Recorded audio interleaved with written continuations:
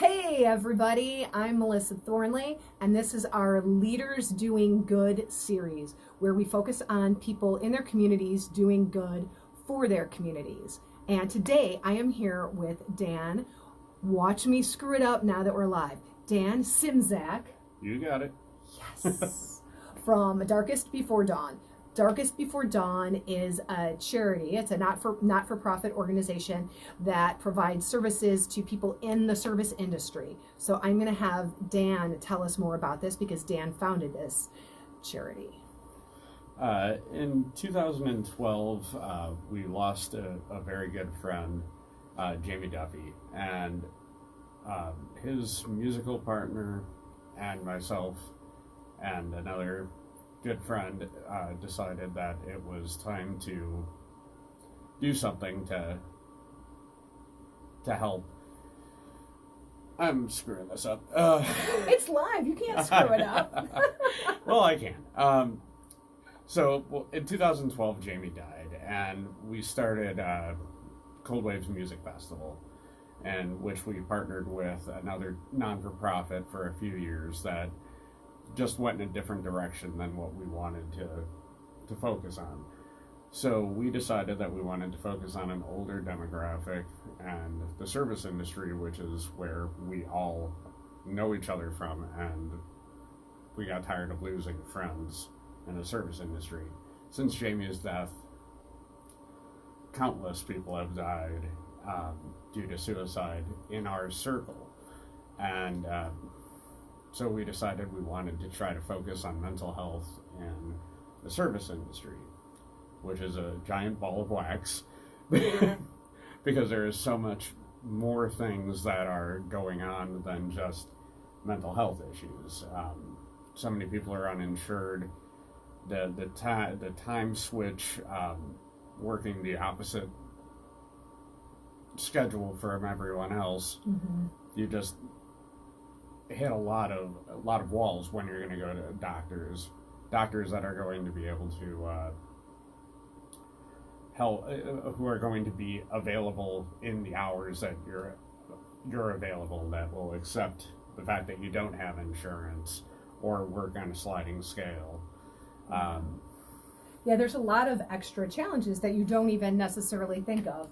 So, for example, myself, like I go out, I like to go dancing. For those of you who know me, I go out, I go dancing, I like to have a cocktail.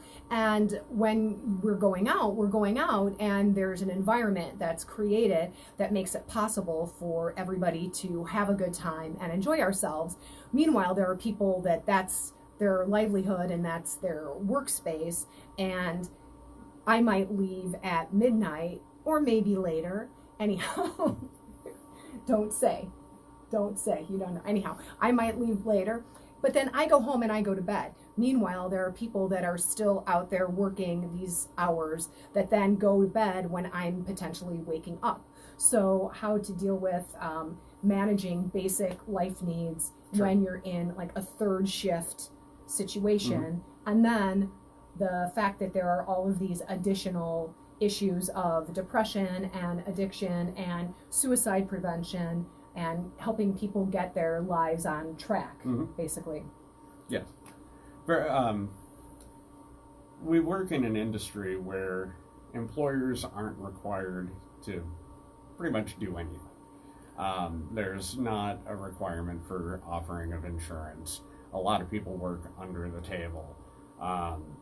There's just a lot of room for improvement as far as trying to get basic necessities. The service industry is out there to help everybody, but are probably one of the most underserved communities there is. Yeah. No, it's true. It's true. And so there are gaps that are out there that Darkest Before Dawn is providing. Trying to, yes. Yeah. So on Monday nights every Monday we have a decompression series, which is therapist led at G-Man Tavern from 5 until 6 p.m. Where you can talk, listen, vent. Like I said, led by a therapist, so you have somebody to talk to who might be able to help turn your thoughts around. He is also part of the service industry and works for Metro, and has for a very long time. This is just one of the services that we're trying to provide, a way for a community to get together and talk. And if you need to talk to somebody professionally, there's somebody there who can start your process and start you into the next steps if need be. Yeah. This is like I said, a weekly occurrence that happened, right? That happens, well, yeah. So you're providing services, and you're also providing community to people who potentially might be isolated because of their work schedule. Correct. Right. So there are lots of challenges that you're facing, right? First of all, it's a newer organization. You've been around since 2016, so you've got there's that. You're new. It's all volunteer led. You're trying to bring together all of these piece puzzles to create a directory so people have places to go, and you're providing the services, right? Yeah. So what's a typical, not typical, but what would be some of the leadership qualities? What would be a leadership quality that you tap into in order to be of service to your community? I mean, it takes a lot of empathy to be able to go and just open yourself up to people that are in need. I've had many late night conversations with people trying to help people off of ledges, just give support for not feeling like you're worth anything. It's a labor of love. I mean, it's after you lose people, you don't want to lose anyone else. And I mean, especially if it's something that may be prevented, or with the right support prolonged. So it taps into your own emotional well, and you're trying to just communicate. And I daily post things on our Instagram that are just trying to be a little bit supportive words, and I can't tell you how many people come back and comment that I needed this today. And I mean, something as simple as "you're important," or somebody cares, or just anything. Those little words of encouragement help. I mean, that's a very tiny portion of anything, and that's it seems frivolous to some, but there are people that it's a daily struggle to get out of bed. Yeah. It's a daily struggle when you work with people all day and night, and your energy is going out to people who, let's be frank, there's a lot of people out there that think of the service industry and those that are serving them as servants, as subpar, as the peasants of the world. We're there to serve, but we're people. And you're putting that energy out to try to ensure somebody is having a good time, and you get battered. Door guys take it the worst. If no one likes to be told no, so you're putting out all of this energy to ensure somebody else to have a good time, and then we don't have the resources to support it and sustain. And then when you leave after a particularly rough night, when you leave work and you go home, hey, let's let's be positive. Sometimes it's just hard to do. There are a lot of additional pressures that people don't realize, and also I think today in the age that we're in, it's you're not only helping people have a great time, you're also helping provide a safe community for people, and making sure that that nobody's violated in a certain way, or that people are like actually literally safe. Now, I mean, we have to talk about that on a regular basis based on the news. Right. So you're making an environment fun and safe, and creating an atmosphere so everybody else can go out and Correct. Yeah. So, and what's interesting is I hear specifically through Darkest Before Dawn, it's not only the empathy, you're also doing a lot of inspiring by creating those posts that might be, you know, the detail that lets somebody pick themselves up a little bit more than they could before.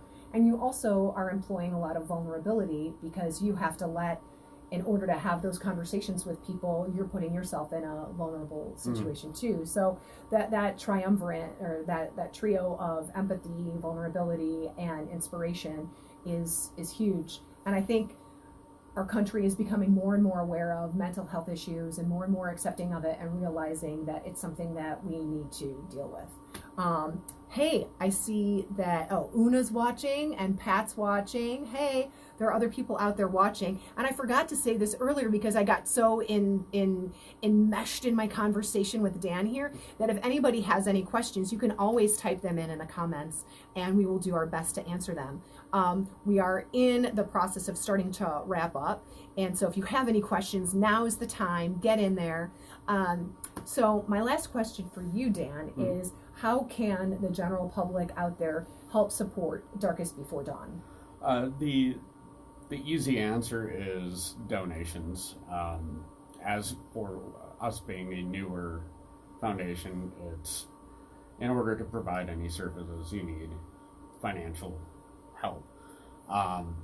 But if anyone's out there who knows of doctors, dentists, therapists, I mean, even mechanics that are willing to work outside normal time, pretty much anything that you do during the day, anyone who is willing to work outside of, you know, a 9-to-5 schedule, or is doctors that are willing to work on a sliding scale,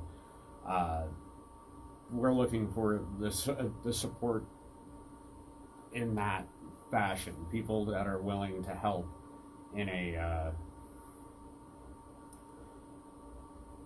provide services provide to the the service. service. Yeah. Yeah, because there are a lot of businesses out there that do that. That would be able to say, okay, well, I on Thursdays I have an alternate hours. Like I open I'm open from 7 to 3 instead of maybe 9 to 5, or from 4 to 8 instead of. There's an interesting shift in therapy too that's happening, that they're doing Skype and different platforms so you can have interactive therapy when you can't make it. So therapists perhaps that are willing to do that and will help the service industry would be fantastic. Yeah.